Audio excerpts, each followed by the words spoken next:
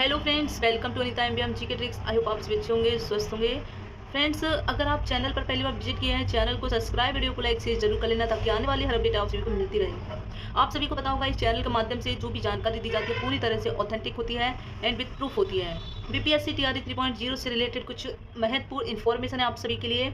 ठीक है, मैं कल जो है वीडियो नहीं बना पाई थी आप लोगों के लिए, वैसे कल अपडेट आ चुकी थी।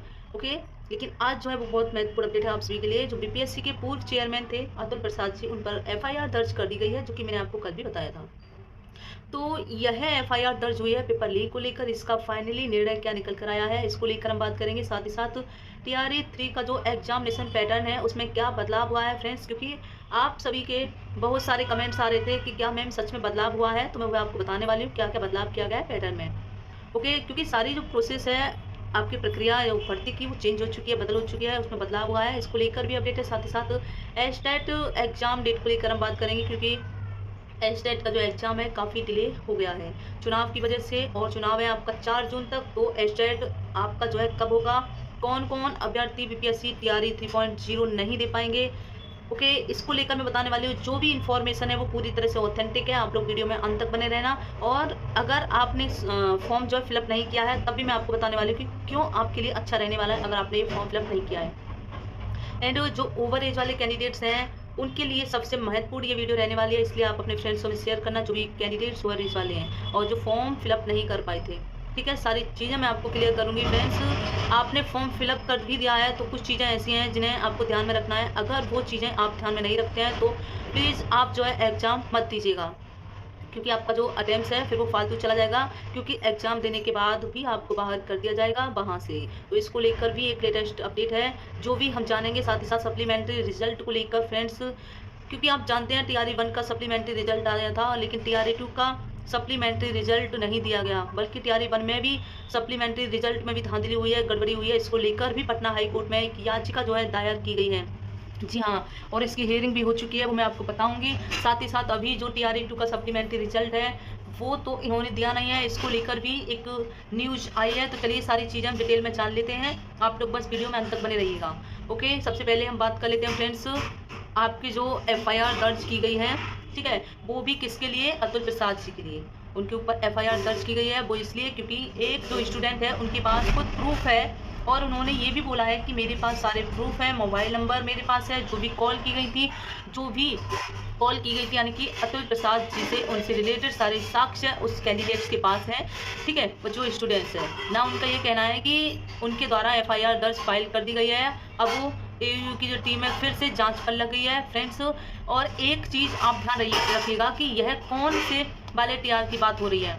ये जो एफआईआर फाइल हुई है ये टीआरई 1 और टीआरई 2 की बात हो रही है। ठीक है, क्योंकि आप जानते हैं कि उस टाइम पर जो हमारे चेयरमैन थे बीपीएससी के, वो अतुल प्रसाद जी थे, और उन्हीं के ऊपर यह आरोप लगाया गया है।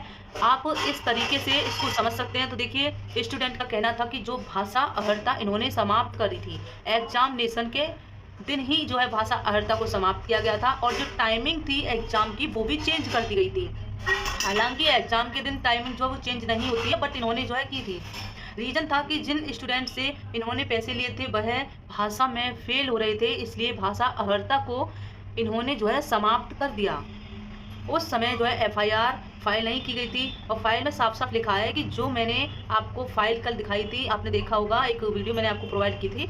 दूसरा, एग्जामिनेशन की टाइमिंग को लेकर भी इन्होंने बदलाव किया था, जो भी कैंडिडेट्स हैं उनके द्वारा बताया जा रहा था, और इन्हीं प्रूफ को लेकर एओयू की टीम जो है लगातार जांच में। अब सारी चीज़ें जो खुलने वाली हैं फ्रेंड्स, टीआरई 1 में क्या हुआ था, टीआरई 2 में क्या हुआ था, क्योंकि आप समझ सकते हैं यह बात सच निकली है। अगर देखिए, अतुल प्रसाद जी यहाँ पर खुद शामिल थे, तो आप सोच सकते हैं कि टीआरई 1 और टीआरई 2 का जो पेपर छपा था, जिस प्रिंटिंग प्रेस से जो है सेम वही प्रिंटिंग प्रेस से आपका टीआरई 3 का भी पेपर छपा था, जो कि खुद कटघरे में था। तो आप सोच सकते हैं कि यहाँ पर जो गड़बड़ी हुई है वह किस लेवल तक, किस हद तक हुई है। जब पेपर छप जाता है उसके बाद पेपर लीक होता है, तो यह हमने सुना था आज तक। लेकिन जहाँ से पेपर यानी कि जो संस्था कंडक्ट करवा रही है एग्जाम को, उसके अंदर बैठे हुए अधिकारी अगर ऐसा काम कर रहे हैं, तो आप सोच सकते हैं कि बिहार के बच्चों का क्या हाल होगा। एंड अदर स्टेट के जो कैंडिडेट्स हैं और वो भी उसमें शामिल हो।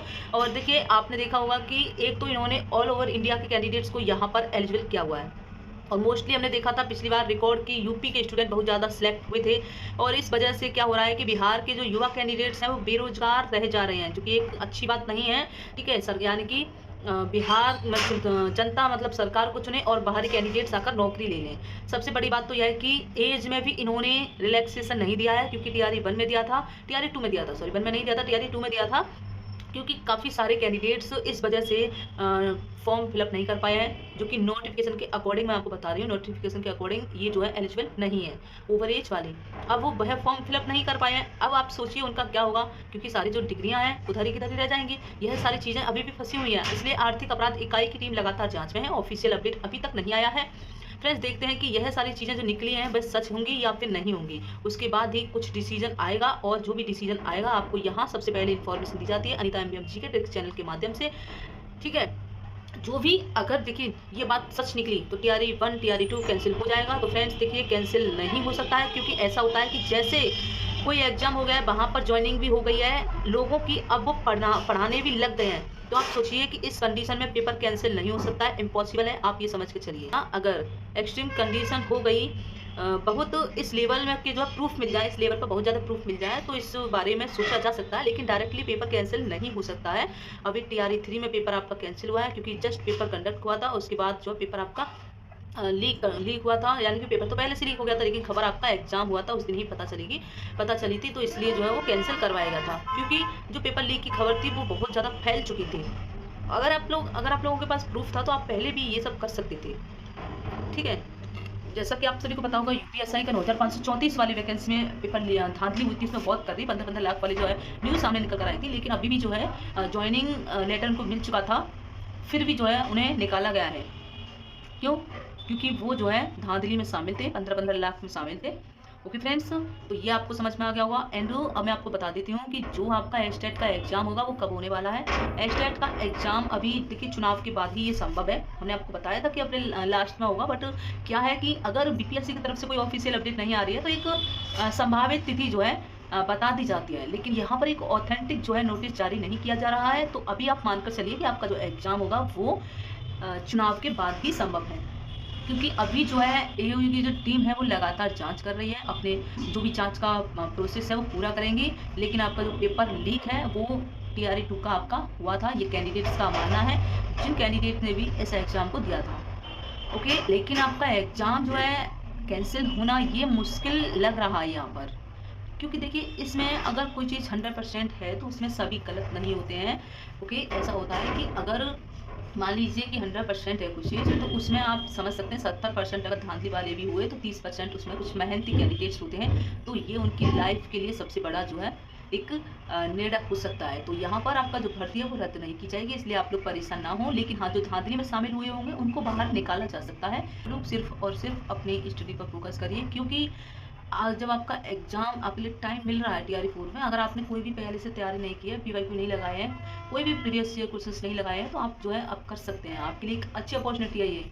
अगर ये सोचिए, अगर आपको टाइम मिला है तो वाकई में आप जो है एक सीट अपनी हासिल कर सकते हैं। आपको तो पढ़ने का मौका मिल रहा है ना, तो आपको ये नहीं है कि टीआरई बनाए जल्दी, टीआरई 2 आए जल्दी और रॉकेट की तरह सारी वैकेंसी चली जाए, फिर आपके अटेम्प्ट्स कहाँ जाएंगे? क्योंकि आप 5 अटेम्प्ट्स दे सकते हैं, हर लेवल पर आपके 5 अटेम्प्ट्स होंगे।